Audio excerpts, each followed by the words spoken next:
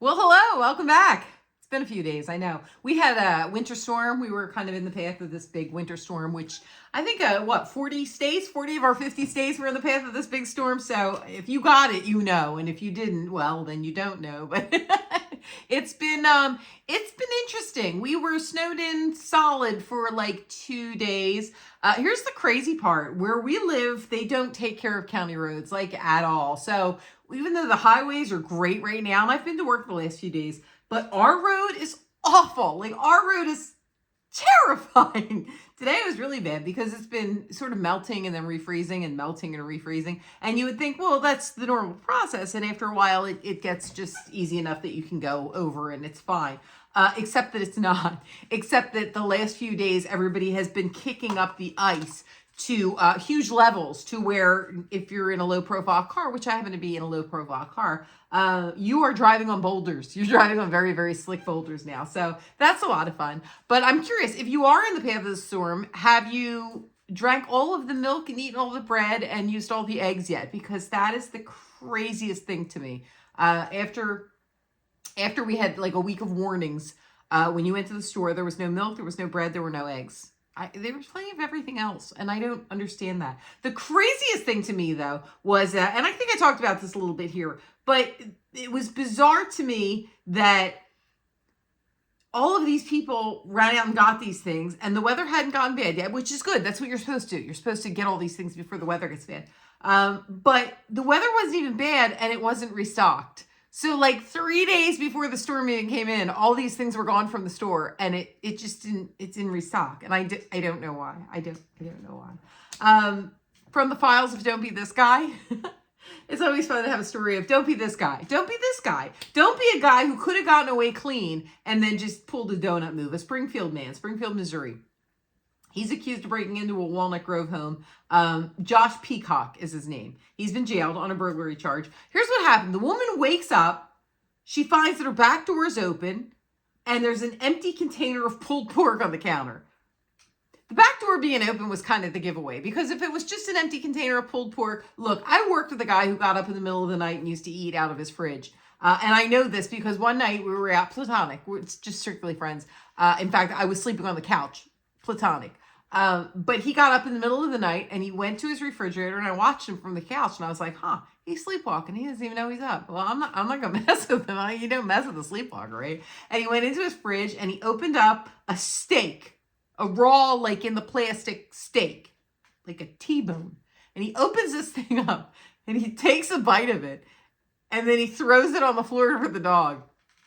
I'd never seen anything like it. I was mind blown. So in the morning he gets up, and I got up when I got up after him. And when I woke up, he was like scrubbing on his rug. He had like a pale blue rug.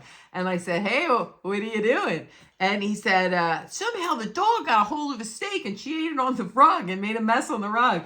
And I said, well, somehow, you took a bite of the steak raw and gave it to her. He had no idea. He had no idea. So I think of this when I see stories like that, because if the woman had just woken up to an empty container of pulled pork, you could say maybe she got up in the middle of the night and ate the pulled pork. But here's the thing. The back door was completely open. So she realized that somebody had come in. She told police the container was full and in the fridge the night before. What the dead giveaway with because how do you connect this to Josh Peacock? It's the problem was he left a backpack on the porch, and it contained his ID. So that led them right to him. So sorry, Josh, but don't be that guy. Don't be that guy. No matter who you choose to be today, don't be that guy. Is that fair? We had the historic winter storm. It was pretty bad. To the point, though, exploding trees. Now, I've lived on this earth for a few decades now. I had never heard of exploding trees before this storm. And then I saw some video. It's weird because they were saying in Minnesota, Michigan, Wisconsin, the Dakotas, Northern Iowa, and Illinois would probably see the exploding trees. And I don't know that I saw any exploding trees there. But I saw some video from Nashville, Tennessee that looked like exploding trees. And I thought,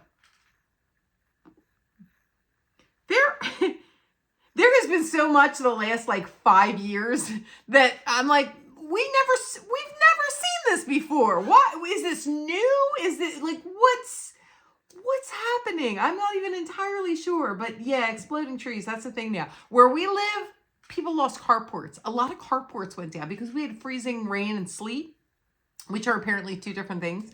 I'm not a meteorologist. Sorry, I missed that day. But apparently it was heavy enough that we lost a couple of carports. There was a marina boat cover that went down. I mean, like damage, like serious damage from this winter storm, which is kind of crazy.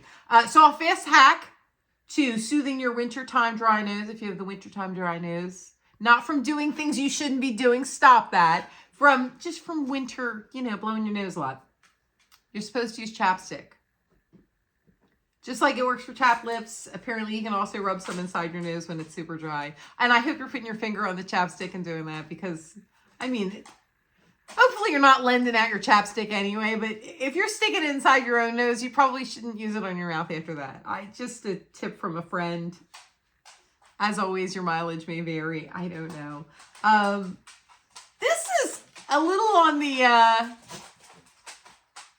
There's the dog. She's okay, by the way. She was getting sick the other day. She's fine. But she has very loud feet.